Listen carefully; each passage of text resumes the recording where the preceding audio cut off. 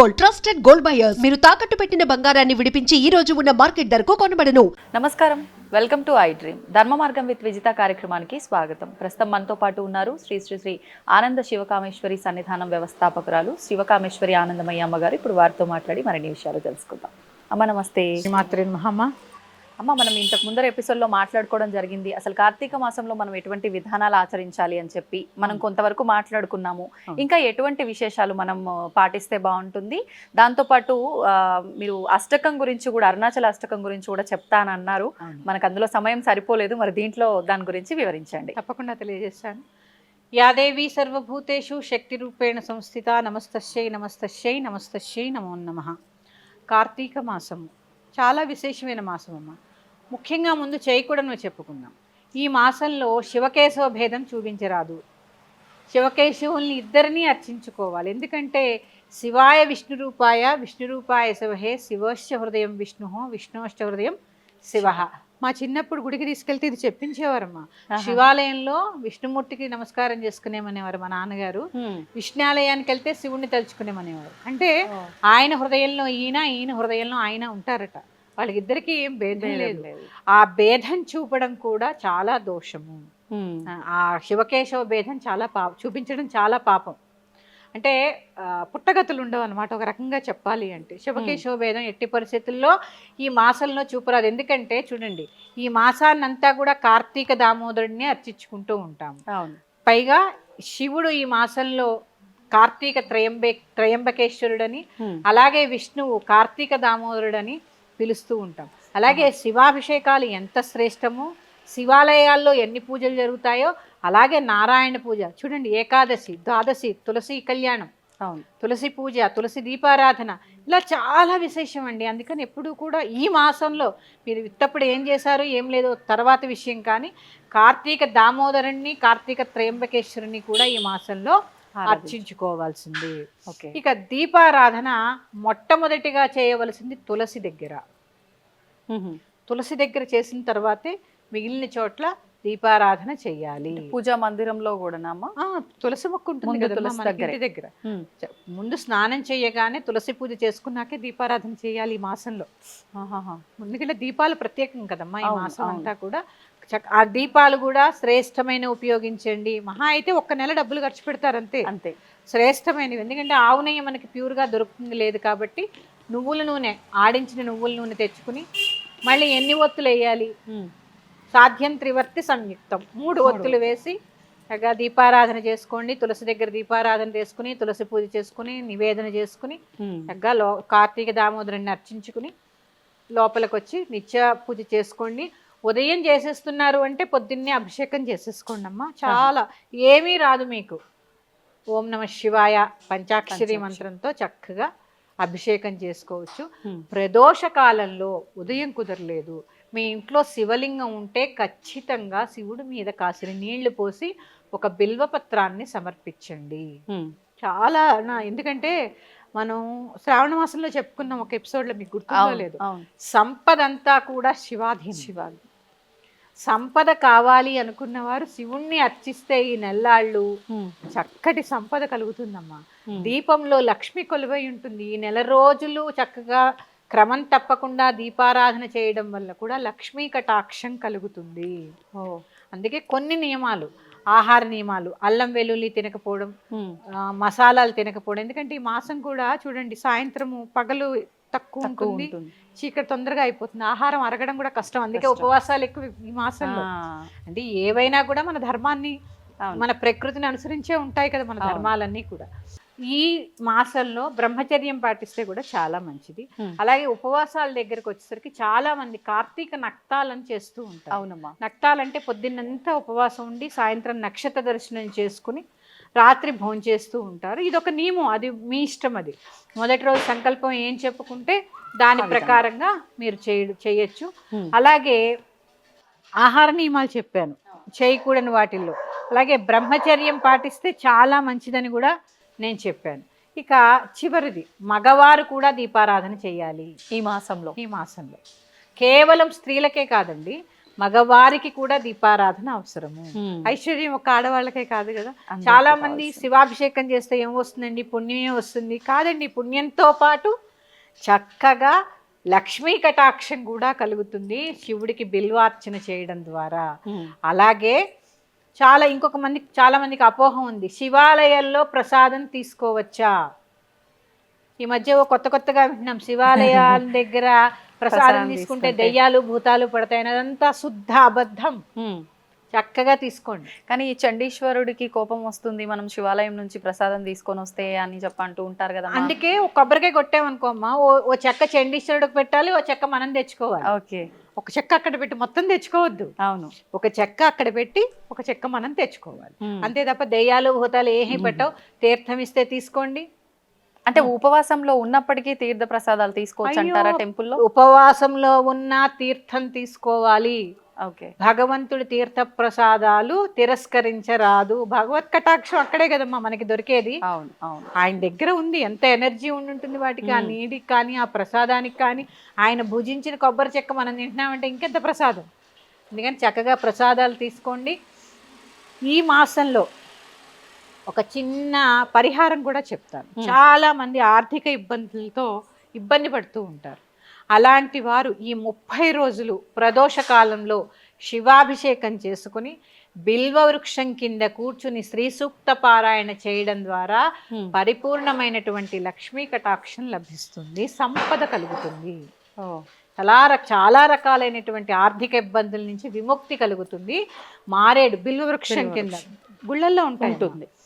ఇప్పుడు కూడా ఇంట్లో కూడా పెంచుకుంటున్నారు. ఒక వృక్షం ఉంటే చాలు, దాని కింద కూర్చొని దాని పక్కనైనా కూర్చుని చక్కగా శ్రీ సూక్త పారాయణ చేయడం చాలా శ్రేష్టం. ఇది ఆర్థిక ఇబ్బందులన్నింటినీ కూడా తొలగిస్తుంది. ఇప్పుడు ఈ పారాయణ చేస్తున్నప్పుడు ఒకవేళ ప్రత్యేకంగా నియమాలు ఏమైనా పాటించాలా? కార్తీక చాలా మంది పాటిస్తారు కార్తీక మాసం అంతా కూడా. ఒకవేళ అలా పాటించని వాళ్ళు ఈ పారాయణం మాత్రం చేసుకుంటాము అని అంటే ఆ ఫలితం ఉంటుందా? మరి నియమాలు పాటించాలా? చేసుకోవచ్చు. కాకపోతే ఆహార నియమాలేనమ్మా. సాత్వికమైన ఆహారం భుజించడం, కొన్ని కావాలంటే కొంచెం కష్టపడాలి కదా. అందుకని సాత్వికమైన ఆహారాన్ని భుజించడం. సాయంత్రం రాత్రి చదువుకోమన్నాను కాబట్టి ఒక దీపారాధన చేయడం ఆ బిల్వ వృక్షం దగ్గర, ఇది చాలా శ్రేష్టము. మీ అందరికీ కూడా చాలా సులువుగా చదువుకునేటటువంటి అరుణాచల అష్టకాన్ని నేను చదివి వినిపిస్తాను. చక్కగా చదువుకోండి. మీకు అందరికీ గూగుల్లో కూడా దొరుకుతుంది ఇది. దర్శనాదభ్ర సదసి జననాత్ కమలాలయే కాశ్యాంతు మరణాన్ముక్తి స్మరణాదరుణాచలే కరుణాపూరితాపాంగం శరణాగతవసలం తరుణేందుజటామౌళిం స్మరణాదరుణాచలం సమస్తజగదాధారం సచ్చిదానందవిగ్రహం సహస్రరథసోపేతం స్మరణాదరుణాచలం కాంచన ప్రతిమాభాసం వాంఛితార్థఫలప్రదం మాం చ రక్షసురాధ్యక్షం స్మరణాదరుణాచలం బద్ధచంద్రజటాజూటం అర్ధనారీకళేబరం వర్ధమానదయాంబోధిం స్మరణాదరుణాచలం కాంచన ప్రతిమాభాసం సూర్యకోటిసమప్రభం బద్ధవ్యాఘ్రపురీ ధ్యానం స్మరణాదరుణాచలం శిక్షయాఖిలదేవారి భక్షితక్ష్వేలకంధరం రక్షయాఖిల భక్తానాం స్మరణాదరుణాచలం అష్టభూతి సమాయుక్తం ఇష్టకామఫలప్రదం శిష్టభక్తి సమాయుక్తాన్ స్మరణాదరుణాచలం వినాయకసురాధ్యక్షం విష్ణుబ్రహ్మేంద్రసేవితం విమలారుణపాదాబ్జం స్మరణాదరుణాచలం మందారమల్లికా జాతి కుందచంపక పంకజైః ఇంద్రాదిపూజితాం దేవీం స్మరణాదరుణాచలం సంపత్కరం పార్వతీశం సూర్యచంద్రాగ్నిలోచనం మందస్మితముఖాంబోజం స్మరణాదరుణాచలం అరుణాచల శివ అరుణాచల శివ అరుణాచల శివ అరుణాచల అరుణాచల శివ అరుణాచల శివ అరుణాచల శివ అరుణాచల అరుణాచల శివ అరుణాచల శివ అరుణాచల శివ అరుణాచల అరుణాచల శివ అరుణాచల శివ అరుణాచల శివ అరుణాచల. ఓం నమః పార్వతీపతే హర హర మహాదేవ్. ఇది అరుణాచల సంస్కృతం. చాలా బాగుంటుంది, చాలా చిన్నదైనా కూడా చాలా మంచి ఫలితాన్ని మనకి ఇచ్చేటటువంటిది. అసలు ఈ మాసంలోనే అరుణాచల అనేది స్ఫురణకి రావడమే పూర్వజన్మ సుకృతం. చాలామంది దీపారాధన, అక్కడ దామోదర పూజ, లేకపోతే శివాభిషేకము, ఇవే. అరుణం అంటే, అరుణలింగం అంటే అగ్నిలింగం. ఈ మాసం అంతా కూడా కృత్తికా నక్షత్రం అగ్ని నక్షత్రం. అందుకని చక్కటి ఆరోగ్యాన్ని కూడా ప్రసాదిస్తుందమ్మా ఈ అష్టకం. అలాగే విన్నా సరిపోతుంది. ఇప్పుడు నేను పాడింది చక్కగా ఎంత ప్రశాంతంగా అనిపించిందో తెలుసా మీరు చదువుతున్నంతసేపు. చాలా బాగుంటుందమ్మా. మంచి అన్యోన్యమైన దాంపత్యం కలుగుతుంది ఈ స్తోత్రం. అంటే ఒక్కొక్క స్తోత్రం ఒక్కొక్క మహిమాన్వితమైనటువంటిది. అందులో ఈ అరుణాచల అష్టకం అమ్మ, అసలు అరుణాచలేశ్వరుడే చూడండి, మనకి ఆహారం అరగాలంటే లోపలే ఉండాలి, అగ్ని ఉండాలి. అన్నిటినీ ప్రసాదిస్తాడనమాట. మనకి ఆహారం కావాలంటే సూర్యుడి ద్వారా అగ్ని రావాలి. కానీ ఈ అరుణాచల అష్టకం ద్వారా సకల శుభాలు కలుగుతాయి. చదువుకోలేని వారు చక్కగా ఇప్పుడు నేను చదివింది వినండి కూడా, అది కూడా ఎలా వినాలి? త్రికరణ శుద్ధిగా వినండి. మాట ఎక్కడో మనసు ఎక్కడో పెట్టకుండా చక్కగా ఏవో ఇయర్ ఫోన్స్ పెట్టుకుని చక్కగా వినే ప్రయత్నం చేయండి. అలాగే బిల్వ వృక్షం కింద శ్రీ సూక్త పారాయణ కూడా చాలా శ్రేష్టమైనటువంటి ఫలితాన్ని కలగజేస్తుంది.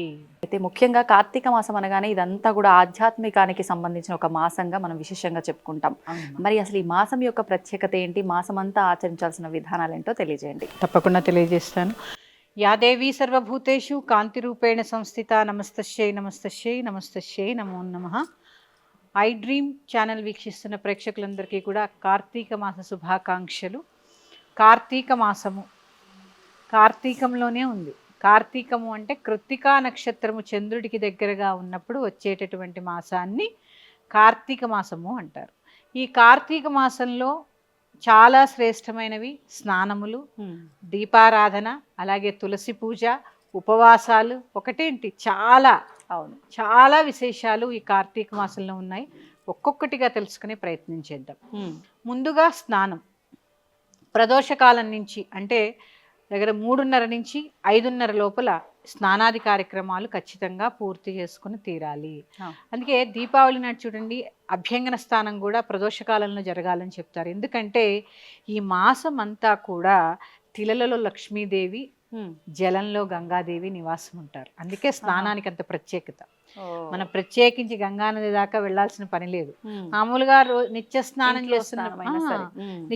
చేస్తున్నప్పుడు శ్లోకం చదువుకుంటాం కదా, గంగే చమునే చేవా గోదావరి సరస్వతి నర్మదే సింధు కావేరి జలేస్మిన్ సన్నిధం కురు అని చదువుకుంటాం. కానీ ఈ మాసంలో ప్రత్యేకంగా జలమునందు గంగాదేవి ఉంటుంది. అందుకని ప్రదోష సమయంలో అంటే ఉదయము 3:30 నుంచి 5 గంటల సమయం, 5:30 వరకు అనుకోండి, 5:30 వరకు కూడా అమ్మవారు, ఆ గంగా అమ్మవారు అందులో కొలువై ఉంటారు. అందుకని చక్కగా స్నానం చేయడం ద్వారా మనసు శరీరము కూడా శుద్ధి అవుతాయి. స్నానం కూడా చల్లటి నీళ్ళతో చేయాలంటూ ఉంటారు కదమ్మా ఎక్కువగా, అంటే వేడి నీళ్ళతో కాకుండా. అవునమ్మా, అందుకే తెల్లవారుజామున స్నానం. ఎందుకంటే తెల్లవారుజాము నీళ్ళు మరీ చల్లగా ఉండవు, మరీ నులివెచ్చగా ఉంటాయి, గోరువెచ్చగా ఉంటాయి. అందుకని ఎప్పుడూ చన్నీళ్ళ స్నానం ఎప్పుడూ శ్రేష్టం, ఏ కాలమైనా శ్రేష్టము. కానీ ఆరోగ్యరీత్యా కొంతమంది చేయలేని వాళ్ళు అలా ఏం లేదమ్మా. ఆరోగ్యం ఎందుకంటే ఇప్పుడు ఇలా చెప్పాను అనుకోండి, రేపటి నుంచి చన్నీళ్ళ స్నానం మొదలు పెడతారు. అవునవును. ముఖ్యంగా స్త్రీలకి ఈ మాసంలో చెప్పేటటువంటి సూచన, మొదటి రోజు అంటే బుధవారం నుంచి కార్తీక మాసం మొదలైంది కాబట్టి బుధవారం రోజు చక్కగా తల మీద నుంచి స్నానం చేసుకుని మళ్ళీ సోమవారం కానీ పౌర్ణమి ఇలాంటి తిథుల్లో మాత్రమే చేయండి తప్ప కంఠ స్నానం స్త్రీలకి చాలు. తలమించి చేయవలసిన పని లేదు.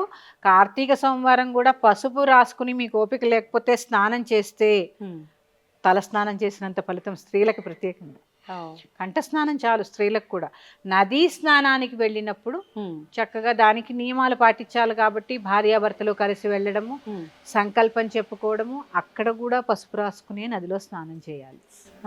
ఎందుకనమ్మా పసుపు ఎందుకు రాసుకోవాలి అసలు మొహానికి? పసుపు అంటే అమ్మా అసలు శుద్ధి కదా. పసుపు మామూలుగానే ఎలాగా యాంటీబయాటిక్. చూడండి, ఏదైనా కొంచెం ఇలా ఏదైనా మనకు తెలియని మైలా ఏదైనా జరిగిన పసుపు నీళ్ళు చల్లండి అంటారు. అంటే శుద్ధి.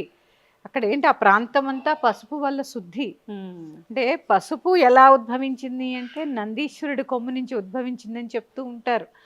పసుపు కొమ్ము నందీశ్వరుడు ఆ కొమ్ము అని అందుకే అంటారు దాన్ని. అందుకని అదంతా ఒక కథ ఉంది, తర్వాత చెప్పుకునే ప్రయత్నం చేద్దాం. పసుపు ప్యూరిటీ.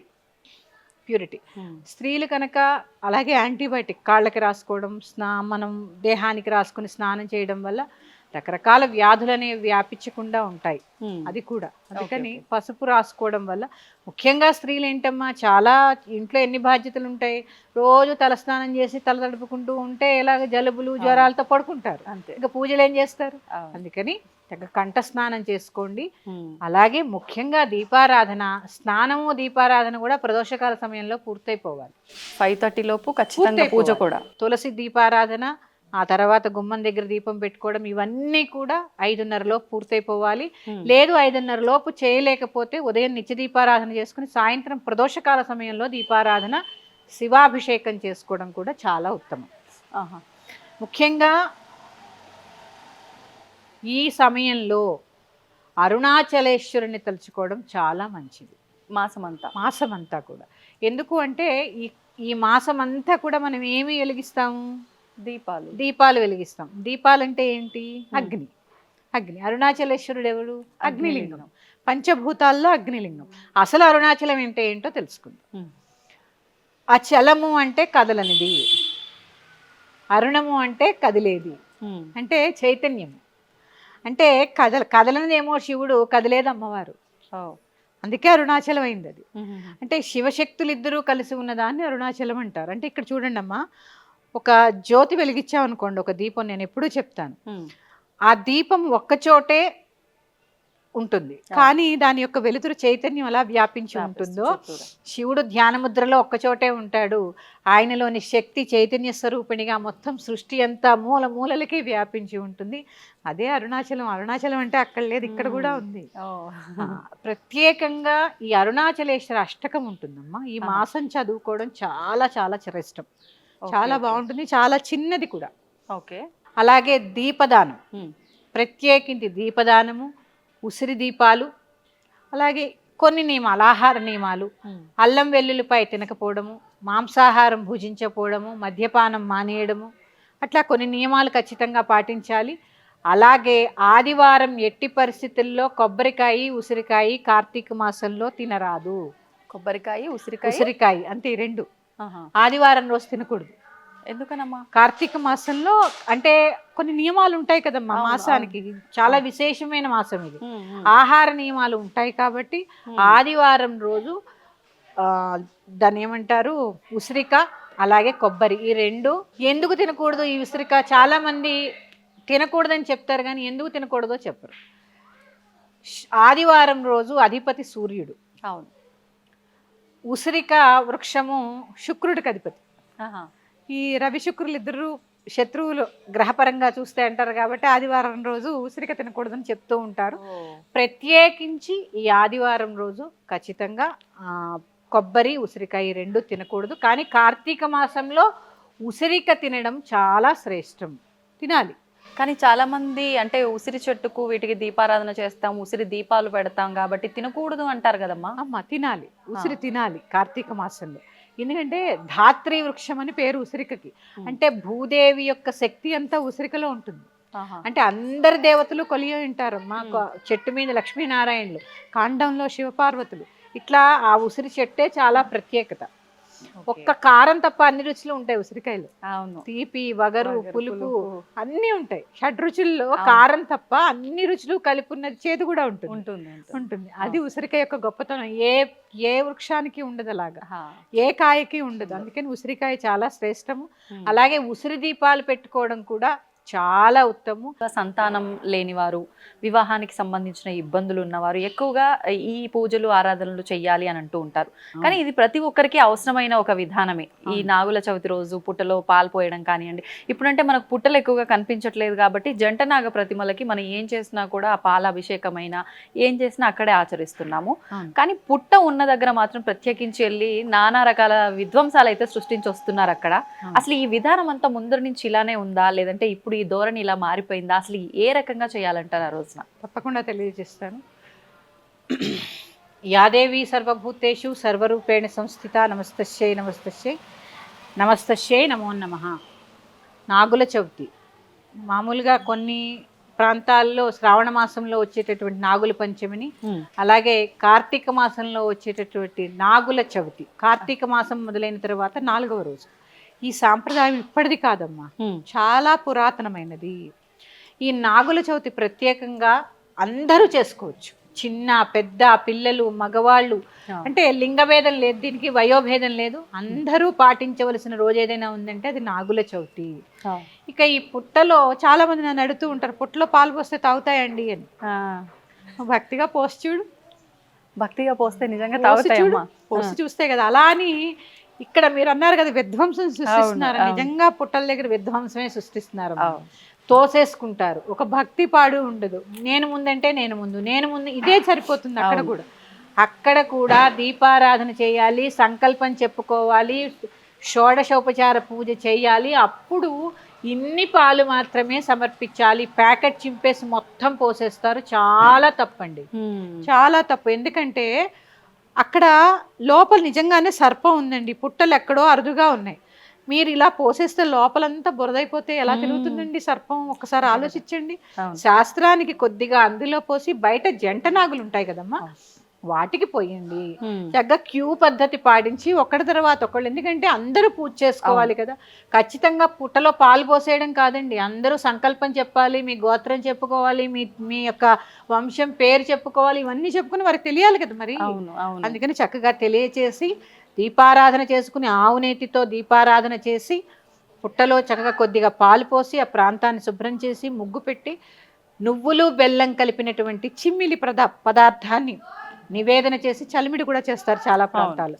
ఈ రెండు నివేదన చేసి పుట్టమన్నుని చెవుకి ధరిస్తారు.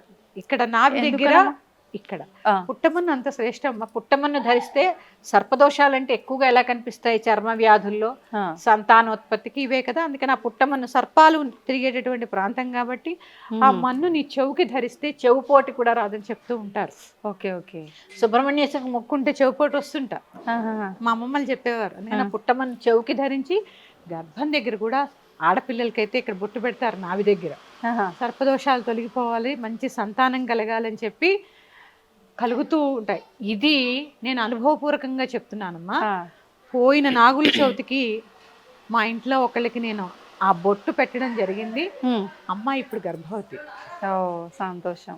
అంటే అందరూ జరుగుతాయా అని కాదు, భక్తి శ్రద్ధలతో చేయడం చాలా అవసరం. విశ్వాసం కూడా ఉండాలి. అలాగే ఇది ఉంటుందమ్మా, నవనాగ స్తోత్రం అని ఉంటుంది. 9 రకాల నాగులకి సంబంధించినటువంటి చిన్న శ్లోకం, చాలా చిన్నది. అక్కడ 11 సార్లు కానీ 9 సార్లు కానీ అక్కడ పారాయణ చేయడము. అంటే మనం అనుకుంటాము భూమిలో సంచరించేటటువంటి నాగులే అని, కానీ వీటికి రాజు ఉంటారు కదా. అవును. ఆ నాగులకి రాజు ఉంటారు, పాతాళ లోకంలో ఉంటారు, వాసుకి, అనంతం. ప్రత్యేకంగా కలియుగానికి కర్కోటకస్య నాగస్య, కర్కోటకుడు.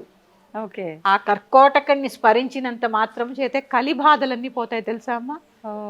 అందుకే నలదమయంతుల కథ చదవమంటారు. కలియుగం అంతా కూడా చదవాల్సిన కథల్లో నలదమయంతుల కథ ఒకటి, అందులో ఈ కర్కోటకుడి యొక్క ప్రస్తావన వస్తూ ఉంటుంది. అది కూడా చెప్పుకుందాం ఒకసారి. ఇలాంటి ఈ సర్పాలన్నిటి యొక్క పేర్లు రాజులు అన్నమాట, నవనాగులు అన్నమాట. ఆ నవనాగుల్ని స్మరించడము, అలాగే చక్కగా కడిగి పాలు పోసి మళ్ళీ కడిగి పసుపు కుంకుమ రాసి గంధం బొట్టు పువ్వులు పెట్టి నువ్వుల నూనెతో దీపారాధన చేసి ఆ తెచ్చిన పాలలో ఇన్ని మిగిల్చి నివేదన చేసి ఆ పాలు ఇంటిల్లిపాది తీసుకోవాలి. ఖచ్చితంగా సర్పదోష నివారణ జరిగి తీరుతుంది. త్రికరణ శుద్ధిగా ఒక్కసారి నేను చెప్పినట్టు బడబడా ప్యాకెట్ చింపేసి పాలు పోసేయడం అలా అసలు చేయకండి. ఇన్ని పాలు రాగి పాత్రలో పోయరాదమ్మా. రాగి పాత్రలో మజ్జిగ కానీ పాలు కానీ పోస్తే కళ్ళుతో సమానం. ఎందుకంటే అది లోహం కదా, పాలు దానికి కెమికల్ రియాక్షన్ ఉంటుంది కదా, అందుకని పోయకుండా చక్కగా ఏదైనా చిన్న స్టీల్ కాకుండా గాజు పాత్రలోనో లేదా ఇత్తడి పాత్ర కూడా వాడచ్చు. ఇత్తడి పాత్రలోనో పోసుకుని చక్కగా తీసుకువెళ్ళండి. ప్యాకెట్తో చింపి మాత్రం పోయకండి, అది నేను చెప్పేది.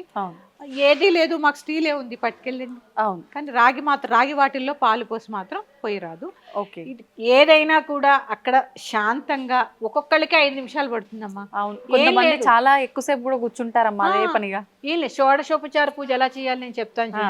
ఓం నాగరాజాయ నమః ధ్యాయామి, ఓం నాగరాజాయ నమః ధ్యానం సమర్పయామి, ఓం నాగరాజాయ నమః ఆవాహయామి, ఓం నాగరాజాయ నమః పాద్యం సమర్పయామి, ఓం నాగరాజాయ నమః అర్ఘ్యం సమర్పయామి. ఇట్లా ఈ నామంతో 16 ఉపచారాలు చేసుకోండి చక్కగా.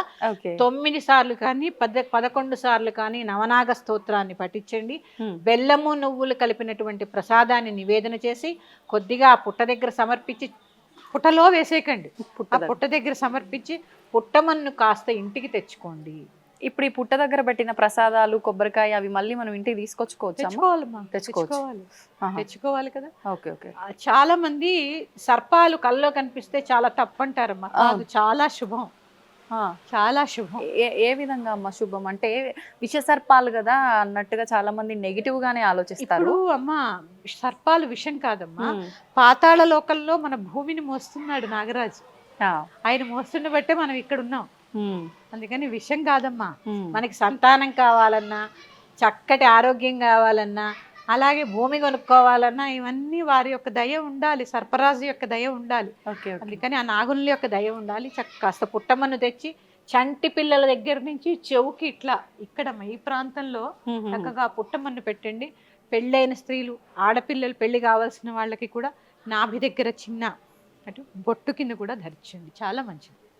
లేదు మాకు పుట్ట అవకాశం లేదు, ఇంటి దగ్గరే పిండితోటి ఒక నాగపడగని ఏర్పాటు చేసుకుని, సర్పాన్ని ఏర్పాటు చేసుకుని అక్కడే కూడా పాలు పోసుకోవచ్చు.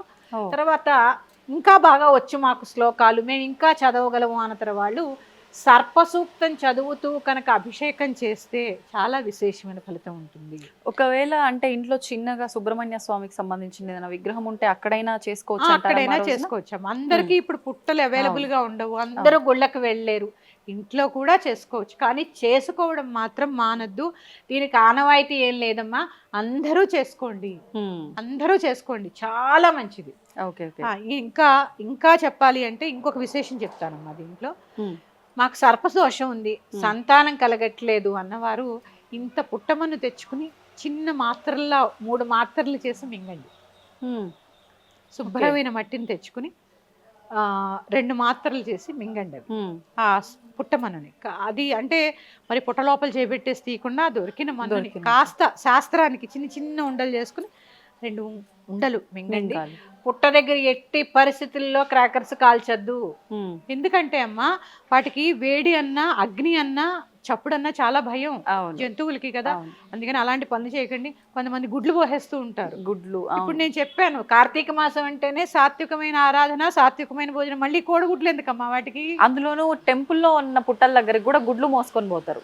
ఇది ఇక్కడ అదో పెద్ద అఘాయిత్యం అనే చెప్పాలి.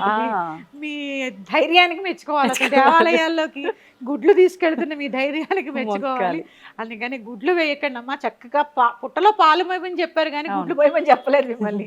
ఆ రోజున ఉపవాసం కూడా ఉండాలమ్మా. ఉంటారు. తరిగిన కూర తినకూడదు ఆ రోజు. ఉపవాసం ఉండలేని వాళ్ళు చాకుతో కోసినటువంటి పదార్థాలని తినకూడదు. కోయకుండా చేసే ఏముంటాయమ్మా అసలు? గిల్లి టమాటా పప్పు చేసుకోండి, చక్కగా పూరి చేసుకోండి, పాయసం చేసుకోండి. ఇవి కూడా తినొచ్చు కదా ఉపవాసం ఉండి. మధ్యాహ్నం ఒక్క పూటే భోజనం చేయాలమ్మా, ఉదయము రాత్రి కూడా ఏమీ తినకూడదు. ఇంకా మీరు ఓపికంటే నైవేద్యం పెట్టినటువంటి చిమ్మిలి అలాగే చలివిడి ఇవి తిని ఉండొచ్చు.